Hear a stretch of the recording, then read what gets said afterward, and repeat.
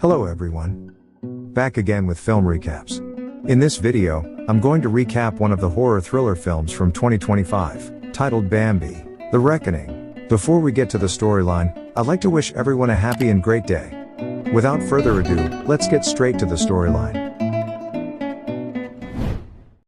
The movie opens with a story of a deer named Bambi, who's seen strolling happily alongside his mother in a quiet forest.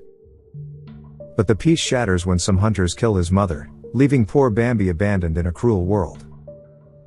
Years later, he has grown up and meets his mate, with whom he has a child. They live happily and teach their child about the ways of the world, including the dangers. Unfortunately, one day, Bambi's mate is run over by a truck and dies, while his child vanishes in panic. Someone then knocks Bambi down with a brutal blow, before dumping toxic chemicals into the woods. When Bambi awakens, he's devastated by the loss of his family, and goes to a river, where he drinks contaminated water mixed with chemicals. But this results in a horrific transformation that mutates him into a monstrous creature. In the next scene, we see three hunters in the woods named Tyler, Michael, and Eddie. After target practice, they walk away while throwing bird carcasses everywhere for some unknown reason. Elsewhere, we meet a woman named Xana, who's furiously arguing with her ex-husband, Simon, over the phone. He insists he's tied up on a work trip, so Xana curses him before hanging up the call. She and her son, Benji, then climb into a van with the driver, and we soon learn that they're on their way to Simon's parents' house. After driving for a while, Benji begins to feel sick, so the driver searches for some candy to ease his nausea. But then all of a sudden,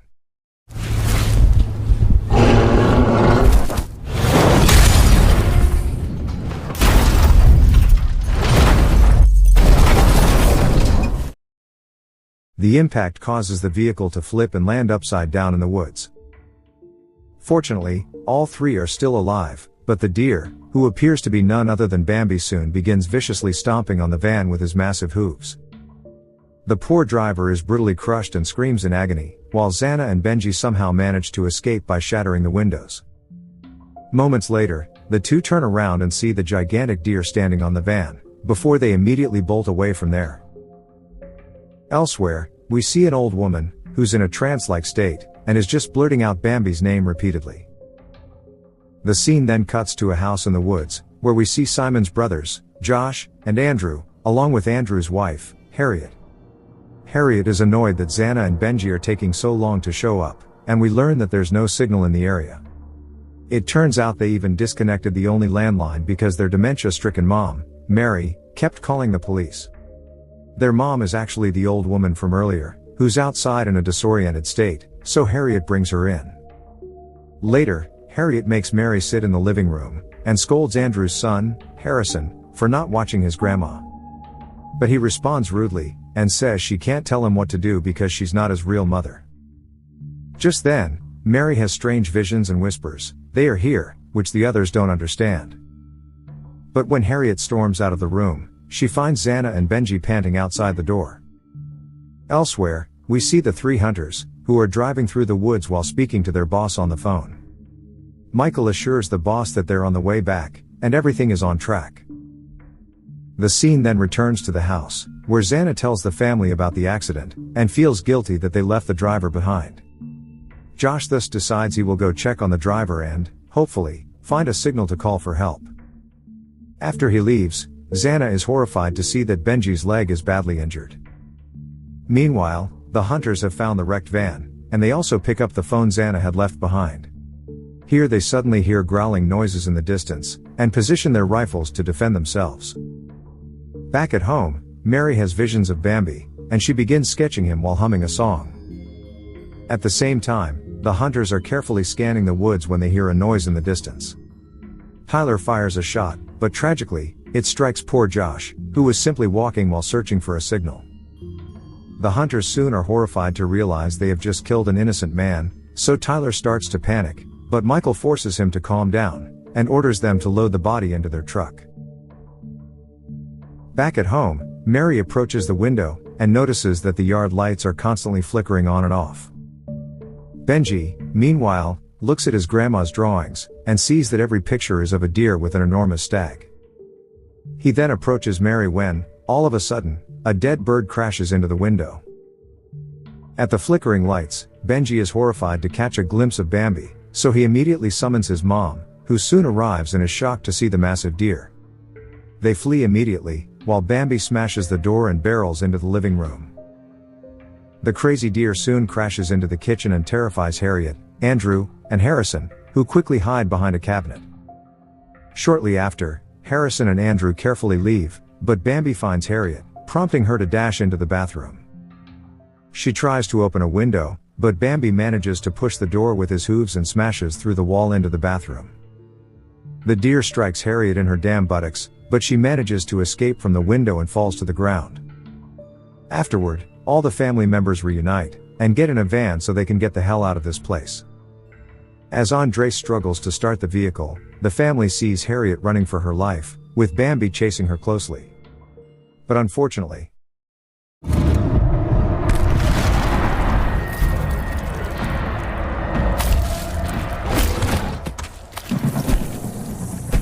the family is frozen with fear, but the van roars to life just in time, and Andrew slams his foot on the gas. However, Bambi bolts after them, and Mary begins humming a low, eerie tune that makes the tension even heavier. The monstrous deer quickly catches up, and rams his antlers into the van, attempting to force it off the road. Despite this, Andrew pushes the van to its limit, and they finally manage to escape in the nick of time. Meanwhile, the hunters arrive at the family's house, which is now a scene of utter destruction. Outside, they find Harriet, who is miraculously still alive. Eddie raises his gun to put her out of her misery, but the sadistic Michael stops him and plunges his knife into her throat. Back on the road, the family is forced to come to a stop because a massive fallen tree is blocking their path. A frustrated Andrew starts cursing Simon, who insisted they all gather there, just because he didn't want to stay alone with the kid, and the worst part is, Simon didn't even show up. Afterward, Andrew and Harrison tie the log to the van so they can drag it to the side, while Xana puts Benji behind the wheel, and asks him to start the engine. But suddenly, they are horrified to notice Bambi right in front of them, so Xana shouts at her son to drive, but they have no idea the rope is tangled around Andrew's feet, and the van brutally drags him down the road at full speed. Luckily, they manage to pass through the crazy deer. Meanwhile, a terrified Harrison is stranded alone in the dark woods when he suddenly hears heavy footsteps nearby. He runs away deep in the woods, only for Bambi to appear and chase him. Harrison runs with all his might, but soon trips and falls. Just then, Bambi catches up, so Harrison stays still, and buries his face in the ground while bracing for the worst. Bambi approaches him, but before he can attack, he hears something in the distance and decides to follow the sound. Back on the road, the van comes to a stop, as it turns out it ran out of gas. A frustrated Xana then goes outside, and is horrified to see that they've been dragging Andrew all this time. Benji also steps out and asks if his uncle's okay, but Xana scolds him for leaving Grandma alone, and they soon realize that the old woman has left the car. Fortunately, they notice Mary drifting into the woods alone, so they run to approach her. Elsewhere, Harrison is alone in the woods, looking for a signal when he hears rustling sounds, and gets worried. It turns out to be nothing more than a tiny rabbit. And then, the rude boy does this. Fucking thing! Moments later, a swarm of rabbits appears out of nowhere and surrounds him, and these animals are also mutated like Bambi. A terrified Harrison apologizes and attempts to back away slowly, but he trips and his head is caught in a bear trap. The poor guy screams in pain as the rabbits brutally devour him to death. We also notice a camera in one of the trees capturing his death, and it turns out someone is monitoring everything. Elsewhere, Xana and Benji follow Mary to the deep woods, where Xana tries to calm Grandma, who is rambling strange words. But Benji abruptly lights a flare he found in the van earlier and illuminates everything. Xana tries to stop him, but she's horrified to see Bambi's nest, where hundreds of skeletons and corpses are scattered across the ground. Suddenly, Mary starts singing in fear, just as Bambi appears out of nowhere, forcing the three to flee once again. They soon arrive at the main road, where they come across Michael's car, and the hunters agree to give them a ride. On the way, Xana requests their phone to call the police, as she thinks Harrison and Josh are alive and still in the woods. But Michael assures her that he will take them to their home first, where there's a satellite phone so they can call for help. As the car drives away, we see the hunters throwing a bird's carcass out the window once again. Shortly after, they arrive at the hunter's place, where they meet the boss, who shockingly turns out to be Simon. An excited Benji rushes to hug his dad, but Simon doesn't seem too happy to see his family. Later, Xana demands to know what Simon is doing here, and how he knows these hunters, but he just says it's complicated. She explains how traumatized their son is tonight, but Simon tells her none of them were supposed to be here, and it's her fault for forcing him to spend the weekend with Benji. Unfortunately, the boy overhears this conversation, and realizes he is nothing more than a burden for his dad, which breaks his heart. A frustrated Benji heads out when, all of a sudden, he hears an animal whimpering in the distance. At the same time, Simon finally comes clean, and reveals to Xana that his pharmaceutical company accidentally dumped toxic chemicals in the woods, and the contaminated water caused the deer to mutate. That's why he hired these hunters to find the mutated creatures and finish them. Xana is horrified that he's responsible for the death of his own family, and suggests they call the cops, but Simon refuses, saying he would end up in jail. Meanwhile, Michael and his partner, Joe, overhear this conversation on a security camera, but he says they will still proceed with the plan anyway. Outside, Benji notices Eddie and Tyler, who have kidnapped a baby deer in a cage and are taking it somewhere. On the other hand, Xana arrives at the control room and grabs a phone to call the cops, while Simon tries to snatch it away from her. But Michael suddenly pulls out a gun, and warns Xana that if she doesn't hand over the phone, he'll hurt her without a second thought. The frustrated woman obliges, and notices on the computer screen pictures of mutated animals, who have either been killed or captured by these hunters. And so, Michael tells her that this is all done to cover up the problems caused by her ex-husband. Moreover, they plan to lure Bambi here to kill him, and Xana can't believe that Simon would put their son's life at risk by bringing him here. She then goes to the living room, only to learn that Benji is missing. Elsewhere, Benji follows Tyler and Eddie, who arrive in the middle of the forest and place the cage on the ground. The poor animal is whimpering, so Eddie begins yelling and kicking the cage. Tyler thinks it's a bit cruel, but Eddie argues that it's just an animal that doesn't have any feelings. Afterward, Tyler goes to relieve himself when he suddenly hears a rustling sound from the leaves. And then this happens.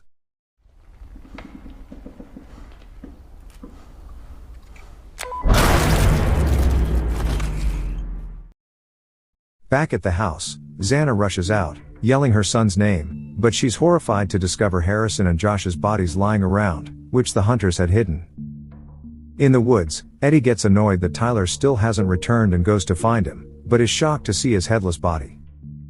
The terrified man soon notices Bambi in the distance, prompting him to run away.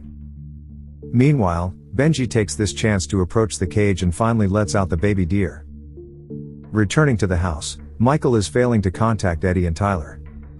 Joe then shows him the footage of Benji taking the deer out, which frustrates Michael, so he promptly heads out into the woods to eliminate the kid. Elsewhere, Eddie manages to get into his car and frantically tries to escape.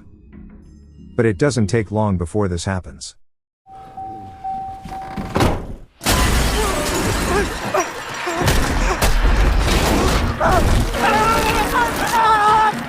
Despite getting badly injured, the desperate man crawls across the ground, but Bambi slams him with his massive hoof, before brutally ripping his head off.